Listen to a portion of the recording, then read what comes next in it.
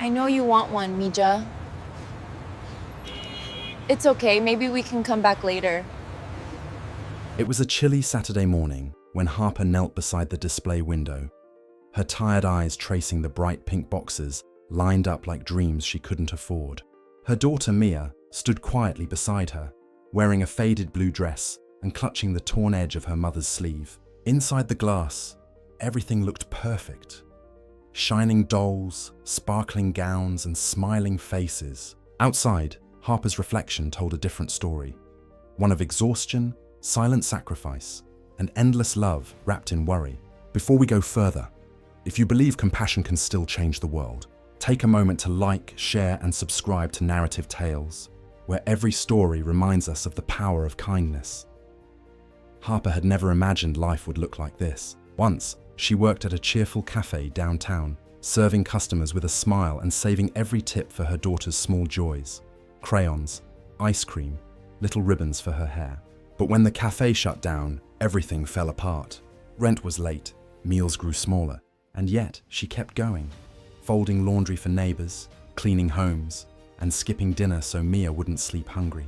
Now, Mia's 6th birthday was coming, and all she wanted was a Barbie doll, the one with golden hair and a sparkling pink gown. For months, she had whispered about it with the kind of hope only children carry. But Harper's wallet held just 8 crumpled dollars. Not enough for the doll, not even enough for a small cake. That morning, Harper sat on the cold curb, watching Mia press her tiny hand against the store window. "Maybe one day, Mummy," the little girl whispered. Harper's chest tightened. She wanted to say yes. She wanted to promise the world. But her lips trembled as silence became her answer. Then a man stepped out of the store, tall, sharp suit, cold expression. He had been standing near the doorway, watching them for a while. His name was Cole Harrington, the CEO of the very toy company that made those Barbie dolls. To Harper, he was just another rich man in an expensive suit. To Cole, she was a reminder of where he came from. A single mother cleaning offices, fighting for his education, and never asking for pity. Watching Harper kneel beside her daughter stirred something deep inside him. Something he hadn't felt in years. As he listened to Harper whisper, "You're still my princess, with or without a Barbie." The words hit him harder than any boardroom speech ever could. When Harper stood to leave, Cole quietly turned to the store clerk. "Pack the display Barbie, the one in the pink gown," he said, slipping his card on the counter. Moments later, he stepped outside holding a small pink box wrapped in a ribbon. "Excuse me," he said softly. Harper froze, holding Mia close.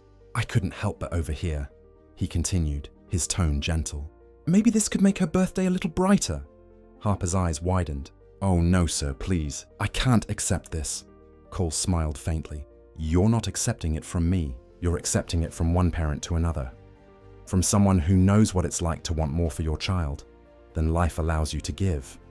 Harper's eyes filled with tears. Mia's face lit up with pure joy as she clutched the doll. "Mommy, she looks like me," she whispered, her voice trembling with wonder. Harper nodded silently, her throat too tight to speak. Cole didn't wait for thanks. He turned to leave but paused before stepping into his car. "Mom," he said quietly, "we're hiring seasonal staff at the new warehouse. If you're looking for work, tell them Cole sent you." That night, Harper placed the doll on their small kitchen table, lit a single candle, and sang softly, "Happy birthday." Mia's laughter filled the room, a sound brighter than any light. For the first time in a long time, hope didn't feel like a dream.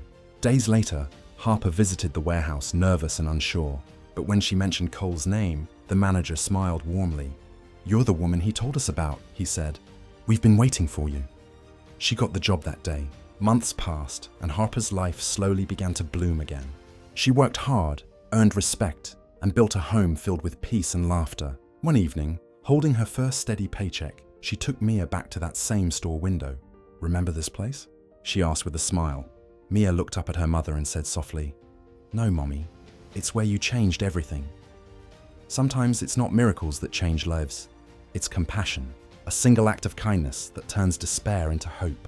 Before the story ends, tell me in the comments, if you were in the CEO's place, would you have stopped to help or walked away? If this story touched your heart, don't forget to like, share, and subscribe to Narrative Tales, where every story reminds us that even in the darkest moments, kindness still shines brightest.